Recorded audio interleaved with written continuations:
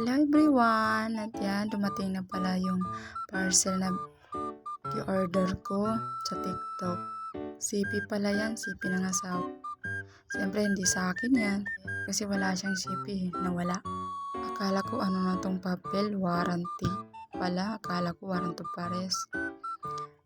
Ayan na nga, pahirapan ang pagbukas. Excited kung legit pa talaga yan. Model pala niyan, Infinix Hot 50 Pro. New model ng Infinix yan. Labas 2025.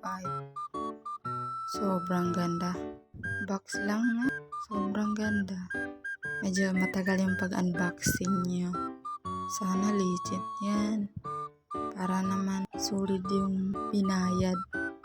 Pero alhamdulillah, legit na legit at sobrang nipis. Pang gamer talaga yung atake niya. Yun lang guys, bye!